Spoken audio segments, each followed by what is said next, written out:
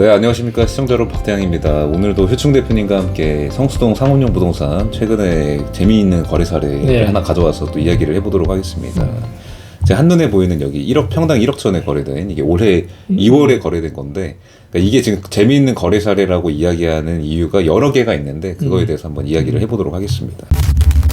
평당 금액 자체가 이제 1억, 정확하게 1억 1,300에 이제 거래됐는데요. 요즘은 놀랍지도 않은 숫자인 것 같기도 해요. 그러니까 외부인들이 볼 때는. 근데 성수동에 계신 효충 대표님 볼 때는 되게 느낌이 남다른.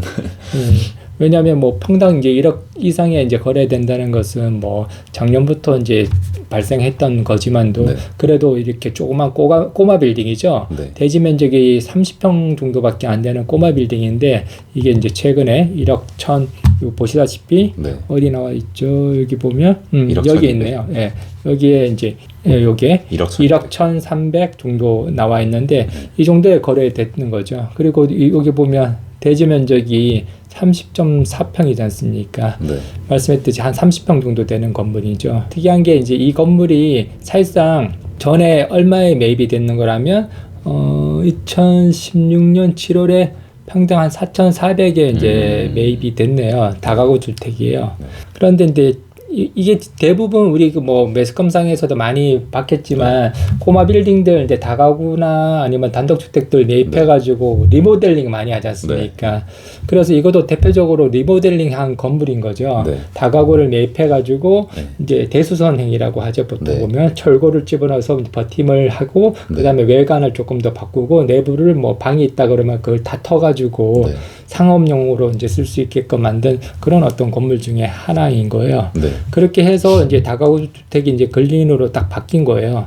그렇게 하면서 가격이 뭐 성수동 시세적인 면에서도 많이 올라간 것도 많지만도 다가구가 아니라 근린이니까 이게 이 금액을 받을 수가 있는 거죠.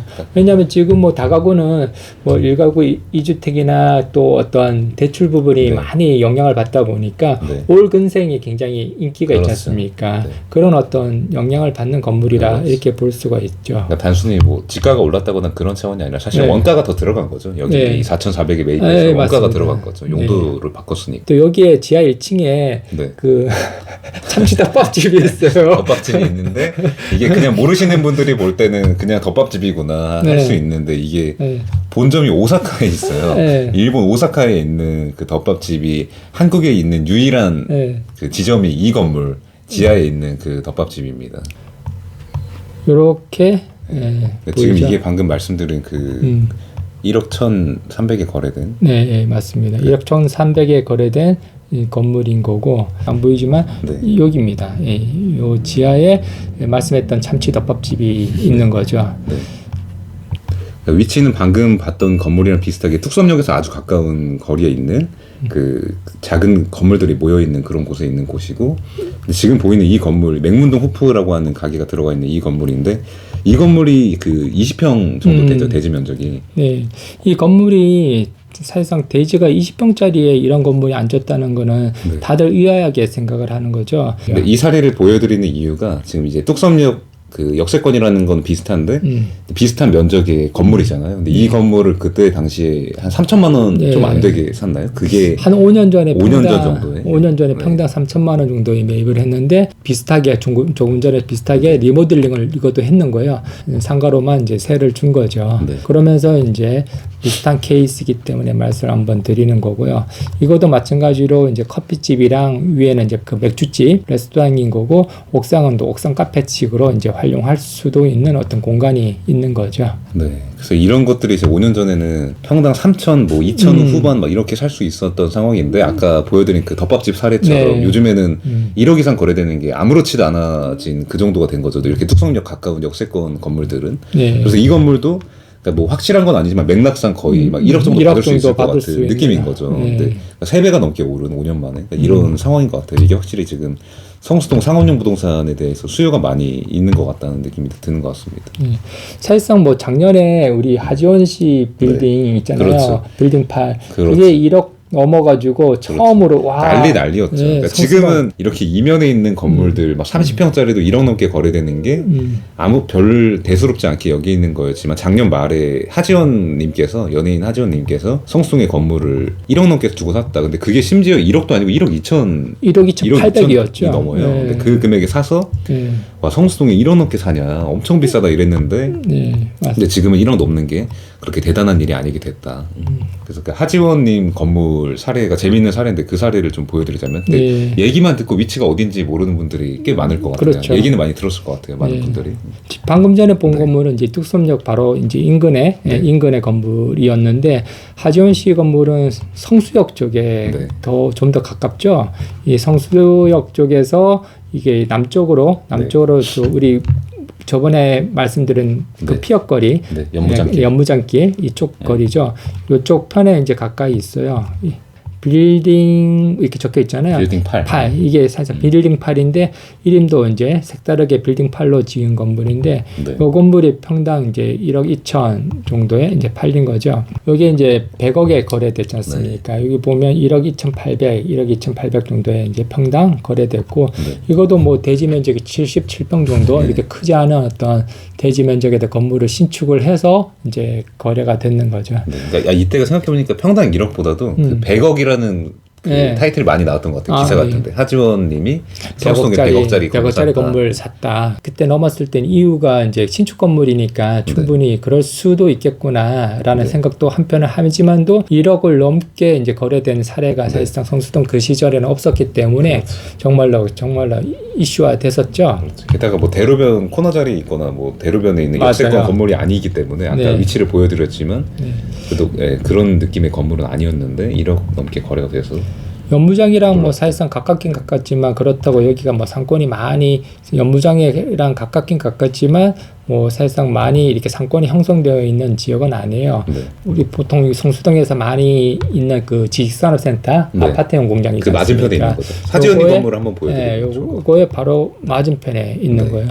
주변도 보면 왼쪽에 이제 이렇게 다 상업용 상가 건물 3층짜리 건물이 양쪽에 있고 요것도 조그만 이제 꼬마 빌딩이 있는데 그 중간에 우뚝 이렇게 서 있는 듯한 느낌이 드네요.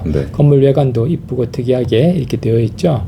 이 건물이 이제 말씀했듯이 그 금액에 거래됐잖아요.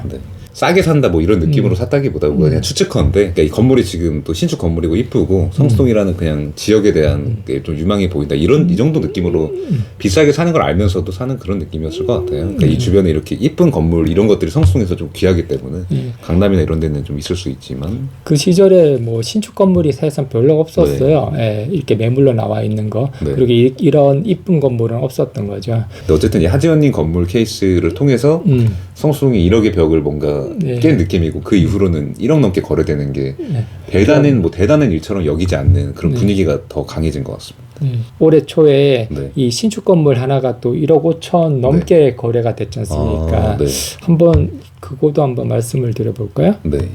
그 해당되는 건물이 이제 뚝섬역 그 인근에 있습니다. 그래서 뚝섬역 6번 출구에서 조금 내려오면 되는데 여기도 마찬가지로 지식산업센터 아파트형 공장이 있는데 요 골목길 사이로 쭉 이렇게 내려오면 돼요. 쭉 내려오다 보면 이 건물이 신축된 건물이 여기 2개가 있는데 이 2개 중에 이제 하나 이 위즈베라 이 건물이 이제 매매가 되는 거예요.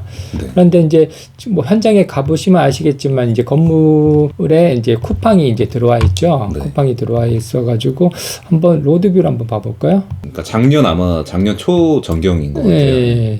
작년 초일 거예요. 이게 이제 신축이 다 완료돼가지고 지금은 다 완료가 되는 거죠. 그렇죠. 임차인 중에 한 분이 한 업체가 이제 쿠팡이 요 밑에 있거든요. 쿠팡 창고가 밑에 있다 보니까 쿠팡에서 사무실로 일부 이제 쓰고 있는 걸 알고 있습니다. 근데 이 건물이 평당 한 1억 5,800 정도의 금액에 거래가 되는 거죠. 그 뭐 하지원시 건물처럼 이제는 이제 신축 건물 같은 경우에는 1억 이상인 거고 하지원시 건물부터 이제 평당 이제 1억이 넘다가 이제 신축 건물 같은 경우에 지금 이제 1억 5천이 다 넘어가는 상황까지 이제 갖는 거네요. 그래서 최근에 이제 성수동에 있는 신축 건물 거래 사례 중에는 그 1억 5천이 넘는 거래 가격이 찍힌 것도 있었다. 이런 것도 참고해 주시면 좋을 것 같고, 이게 밸류맵에도 지금 거래 정보가 안 나와 있는데 이게 저희가 알고 있는 게 아마 맞을 거예요. 그치? 1억 5천 넘게 거래가 됐다. 그리고 마지막으로 그 또 재미있는 거래 사례가 있었는데, 거래가 될까? 뭐 이런 정도의 위치에 있는 것들도 요즘 거래가 되고 있는 그런 게 있는데, 평당 7천이 넘게. 그 사례 한번 보여주시면 좋을 것 같아요. 이것도 뭐 뚝섬역 인근이고, 여기 밑에 보면 이제 서울숲역이 있잖아요. 네. 이 서울숲역이 있는데, 사실상 이제 서울숲역이랑 이제 뚝섬역 그 가운데 이제 사이에 있긴 있는 거죠. 그런데 이제 특이한 부분은 사실상 이 골목길, 네. 이 골목길 아닌데 네. 이 골목길 자체가 굉장히 좁거든요. 차 한 대 겨우 차 한 대 갈 만한, 겨우 이제 들어갈 만한 건물인데, 이 건물에 이제 여기 화수목 빌딩이라고 있는데, 네. 이 건물이 이제 최근에 이제 거래가 됐어요. 2021년 3월에 이제 거래가 됐네요. 네. 그리고 평당 금액이 7,380, 네. 한 7,400 정도. 그리고 거래 면적은 한 60평 정도 되는 건물이죠. 네. 뭐 건물은 이제 근린생활시설인 거죠.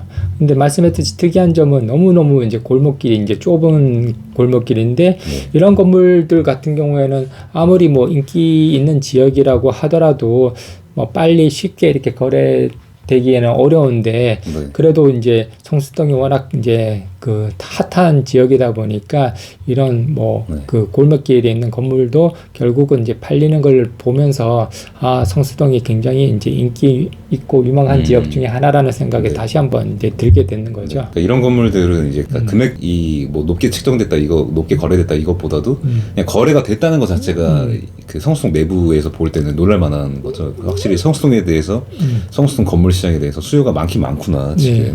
일반적인 시장에서는 사실 거래되려면 한참 걸리거나 사실 그렇죠. 안 될 확률도 많은. 보통 뭐 재개발 지역이나 그런 데들은 골목길들이 뭐 골목길 상관없이 이렇게 뭐 지분 투자 개념으로 거래가 되지만, 이렇게 상업용 빌딩 시장에서 그렇죠.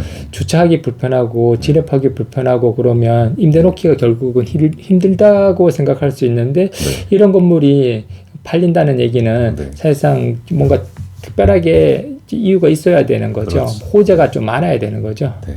그래서 성수동 건물 지금 투자 시장이 뭐 어떻게 보면 과열 양상이라고 볼 수도 있고, 어떻게 보면 수요가 굉장히 몰리고 있어서 그 뭐 전망이 좋다고 볼 수도 있는 그런 뭐 여러 가지가 공존하는 그런 상황인 것 같습니다. 이게 평소 같으면 거래가 잘 안 될 만한 건물들도 지금 나쁘지 않은 가격에 거래가 되고 있고, 그리고 지금 방금 그 화수목 건물 보다 보니까 보인 게 있는데, 그 대로변에 수유리 우동집이라고 나와 있는 그 건물, 이거 말씀하신 거 맞죠? 예, 맞습니다. 이런 것도 또 1억 3천에 조용조용히 또 거래가 된 게 있네요. 이것도 뭐 2월 달에 이제 거래가 2021년 2월에 이제 거래가 됐고, 금액 자체가 평당 금액 1억 3,600이죠. 대지면도 50평짜리 이제 건물인데, 뭐 이 건물 같은 경우에는 이제 이 서울숲역 그 대로변 쪽이고, 이 갤러리아 폴의 그 앞쪽 있지 않습니까? 우리 대림 아서포 그 길 건너편이죠. 보시다시피 여기 갤러리아 폴에가 이제 보이고, 이게 이제 아서포고, 이거에 이제 길 건너편 맞은편 쪽이죠. 맞은편 쪽에 지금 수유리 우동 이 건물이죠. 이 건물이 이제 1억 3천 정도에 이제 거래가 됐죠.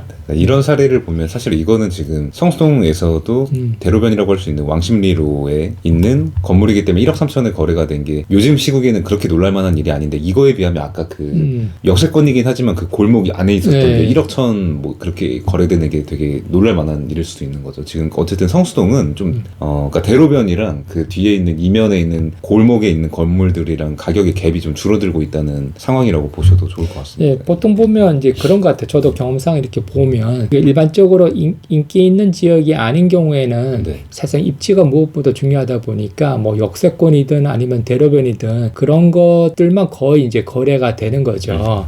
그리고 뭐 이면도로라고 하면 뭐 코너 자리들 같은 경우에는 이제 거래가 될 수가 있는 건데, 끼어 있는 것들은 잘 안 팔리는 거죠. 그런데 이제 인기 지역이 되면 뭐 골목길이든 끼어 있는 건물이든 뭐 걱정 아닌 걱정이 생기는 그런 건물들도 매각이 되는 거죠. 그런 걸 보면 뭐 인기 있는 지역이다 아니다 또 거꾸로 유추해 볼 수도 있는 것 같아요. 네, 이렇게 해서 오늘도 성수동 건물 사례들, 재미있는 거래 사례들 몇 가지 가져와서 전달 드려봤고, 앞으로도 성수동의 상업용 부동산 거래하는 에피소드나 뭐 거래 사례 같은 것들 재미있는 거 있으면 꾸준하게 전달할 수 있도록 노력하겠습니다. 그 최근 뭐 한 1, 4분기에 이제 작년에 비해서 빌딩 거래량들도 엄청 많아졌죠. 많이 늘었지 않습니까? 이와 같이 뭐 주거용 어떤 부동산의 어떤 네. 규제가 이제 점점 심해지다 네. 보니까 사실상 상업용 빌딩으로 계속적으로 자금이 이동되는 것 같아요. 그러면서 이제 고마 빌딩이든 중소형 네. 빌딩이든 그런 거래량들이 또 올해도 이어가면서 거래가 많이 된 것 같아요. 맞습니다. 이게 성수동에만 국한된 내용이 아니라 사실은 지금 상업용 부동산에 대한 관심이 점점 더 많아지고 있는 것 같고 그 수요가 많아지고 있는데 근데 상대적으로 강남 같은데 그 좋은 매물들이 그러니까 워낙에 네. 수요 대비 공급이 적다 보니까 좋은 매물 찾기가 너무 어려워서 흘러서 성수동에까지 지금 그 여파가 많이 끼치고 있는 것 같은 그런 느낌이라고 보시면 좋을 것 같고 앞으로도 시장 돌아가는 이야기 또 재미있게 전달해 보도록 하겠습니다. 네, 긴 영상 봐주셔서 감사합니다. 감사합니다. 네 고맙습니다.